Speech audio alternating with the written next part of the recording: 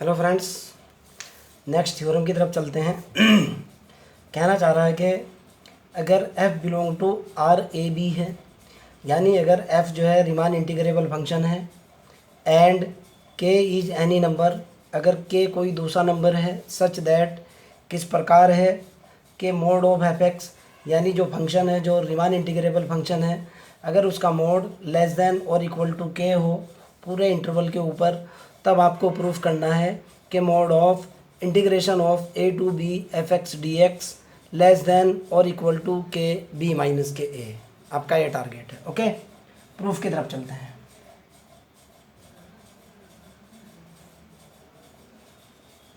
मैं कहना चाह रहा हूँ, मेरे को गिवन है गिवन दैट, क्या गिवन है भाई, f belongs to Riemann integrable a comma b, यानी f मेरा रिमान इंटीग्रेबल फंक्शन है। सो दैट जो रिमान इंटीग्रेबल फंक्शन होता है वो सुप्रीमम और इन्फीमम दोनों रखता है।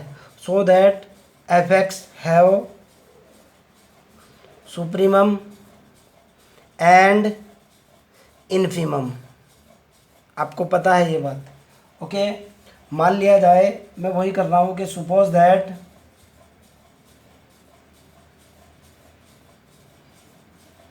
स्मॉल m इज इन्फीमम है मेरे पास, एंड कैपिटल M इज मेरे पास क्या है, सुप्रीमम है। किसके लिए, ऑफ द फंक्शन f, जो कि on close interval a b के ऊपर डिफाइन किया गया है। मतलब मैं ये कह रहा हूँ बेटा, हम इस चीज़ को जानते हैं कि अगर हमारे पास कोई रिमान इंटीग्रेबल फंक्शन होता है तो रिमान इंटीग्रेबल फंक्शन जो है किसी भी इंटरवल के ऊपर जो परिभाषित होता है वो अपनी सुप्रीमम वैल्यू भी रखता है और अपनी इन्फीमम वैल्यू भी रखता है। और मैंने वही कहा कि मान लिया जाए ये जो रिमान इंटीग्रेबल फंक्शन है इसकी इन्फीमम वैल्यू जो है वो मेरे पास स्मॉल m है और इसकी सुप्रीमम वैल्यू मेरे पास कितनी है, कैपिटल M है। ओके, मेरे को गिवन है, पहला केस सपोज करता हूँ कि सपोज दैट, दो केस निकलेंगे, समझने की कोशिश करना। सपोज दैट पहले वाला केस मेरे पास जो है, मान लिया b ग्रेटर देन a है। Okay, b greater than a का मतलब ये निकलेगा कि b माइनस ए ग्रेटर देन 0 है, यानी लेंथ ऑफ द इंटरवल आपको दे रखा है a b. Okay, length of the interval कितनी होती है, b minus a. Okay, length of the interval अगर मान लिया 0 से बड़ी है यानी पॉजिटिव है। ओके, क्वेश्चन के अंदर आपको दिया हुआ है बेटा, क्वेश्चन के अंदर आपको क्या दे रखा है, गिवन दैट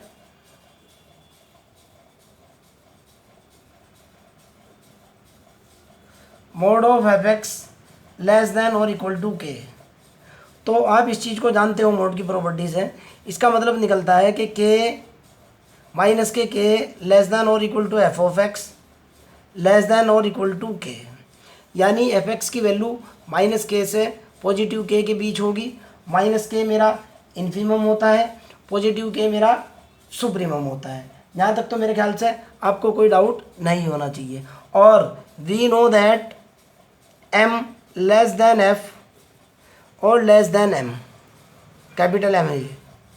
हम इस चीज़ को भी जानते हैं, मेरा जो रिमान इंटीग्रेबल फंक्शन है उसकी जो इन्फीमम वैल्यू होती है वो स्मॉल m होती है, सुप्रीमम वैल्यू जो होती है वो कैपिटल M होती है। ये दोनों की दोनों मैंने मान ली है।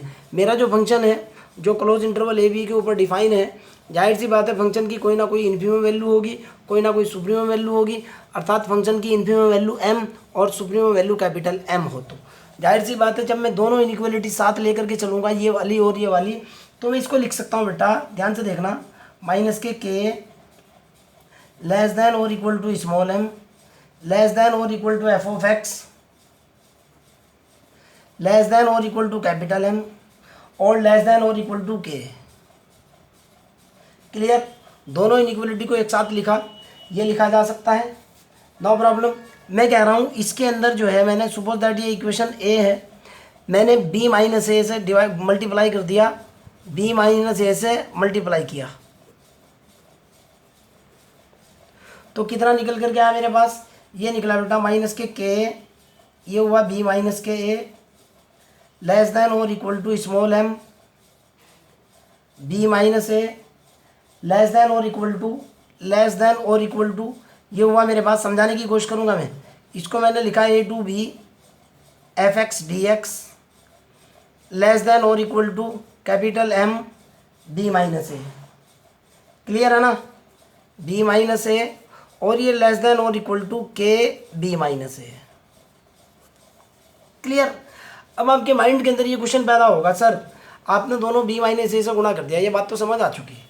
यहाँ भी बी माइनस ए से गुणा किया, यहाँ बी माइनस ए से गुणा कर दिया, यहाँ बी माइनस ए को आपने ऐसे कैसे लिखा?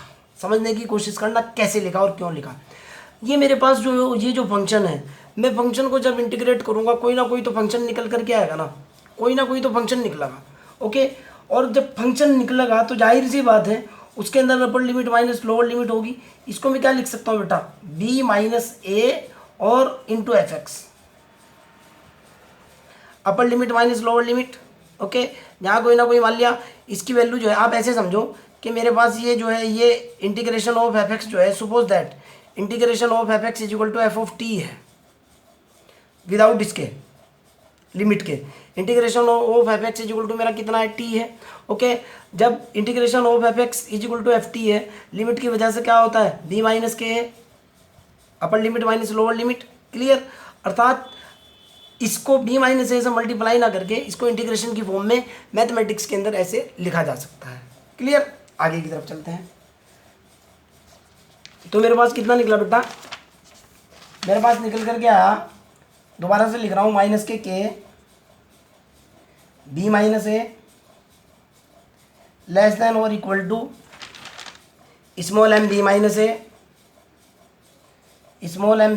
ए लेस देन और equal to integration of a to b f x d x less than और equal to m b minus a k b minus a, capital m b minus a less than और equal to k d minus k a. गौर करना, क्या मैं इसको ऐसे नहीं लिख सकता बेटा? समझने की कोशिश करना। इसको मैं लिख सकता हूँ minus k b minus a less than और equal to a to b integration of a to b f into d x less than और equal to k b minus a. लिख सकता हूँ ना?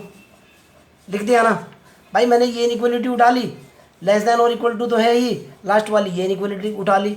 और अभी मैंने लिखा था कि मोड ऑफ एफ एक्स जो है, अगर mode of F less than और इक्वल टू के है, इसको लिखा जा सकता है minus k less then F less than और इक्वल टू के। तो जाहिर सी बात है ये प्रॉपर्टी जब मैं यहाँ लगाऊंगा, इसको क्या लिखा जाएगा बेटा? ये सीधा लिखा जाएगा mod of integration a to b f into d x या f x d x less than और equal to k b minus k a. Any problem? एक रिजल्ट तो मेरे पास निकल गई है। अगेन सपोज दैट, फिर बता रहा हूँ मैं अगेन,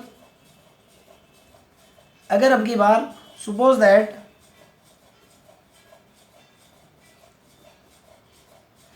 मेरे पास रिजल्ट हो ए ग्रेटर देन